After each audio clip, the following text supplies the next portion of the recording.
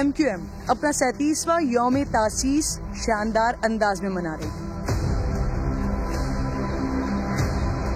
लेकिन इसी MQM को अपने रूहानी वालिद से जुदा हुए 5 साल भी होने को हैं। अल्ताफ हुसैन से दूरी के 5 साल खुद MQM और बिलखुसूस कराची वालों के लिए कैसे रहे, ये हमने जानने की कोशिश की। मालूम हुआ कि अल्ताफ हुसैन पर पाबंदी के बाद से कराची में 5 सालों के दरमियान एक भी हड़ताल नहीं हुई है। कराची से ताल्लुक रखने वाले मशहूर बिजनेसमैन अतीक मीर कहते हैं कराची के ताजिरों का 5 सालों में 300 अरब का फायदा हुआ। अल्ताफ हुसैन एक ऐसा भयानक दौर का नाम है कि जो कराची के ताजिर आज भी सोचते हैं और उन्हें झुरझुरी आती है।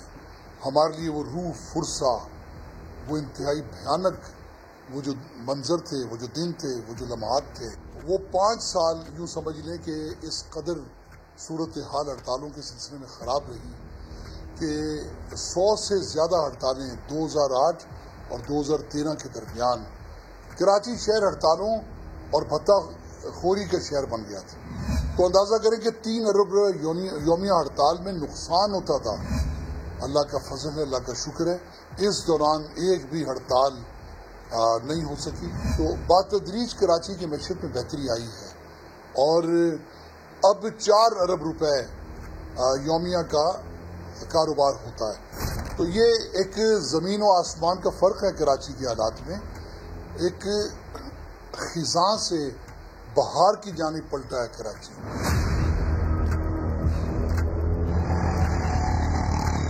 उस दौर में कराची का एक मसला तो आए रोज हड़तालें थी, लेकिन दूसरी तरफ भत्ताखोरी भी आम थी जो अब 0 पर आ चुकी है।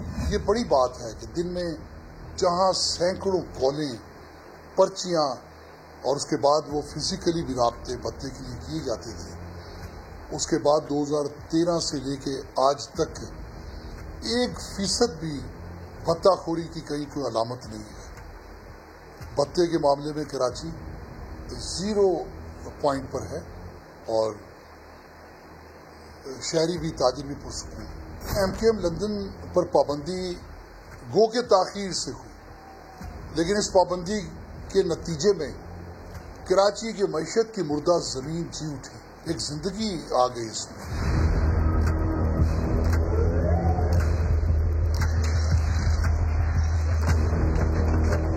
MQM कायद पर पाबंदी और कराची ऑपरेशन का फायदा सिर्फ माल का नहीं हुआ बल्कि जान को भी अमान आया। ह्यूमन राइट्स कमीशन के मुताबिक 2013 तक कराची में सालाना 3000 अफराद टारगेट किलिंग का शिकार होते थे, यानी शहर में रोजाना तकरीबन 8 अफराद कत्ल होते थे। लेकिन गुज़िश्ता साल टारगेट किलिंग के सिर्फ 22 वाक़यात रिपोर्ट हुए।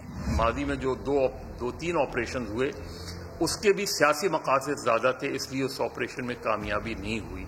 जो 2013 का ऑपरेशन हुआ है वो निस्बतन बेहतर हुआ, निस्बतन अक्रॉस द बोर्ड नज़र आता है हमें। मजमूई तौर पे 2013 का ऑपरेशन मादी के ऑपरेशन के मुकाबले में मुख्तलिफ भी था और बेहतर भी है। सीनियर सहाफ़ी हैं मजहर अब्बास, समझते हैं कि अल्ताफ हुसैन पर पाबंदी का कराची वालों को तो फायदा हुआ, लेकिन MQM को इसका नुकसान हुआ।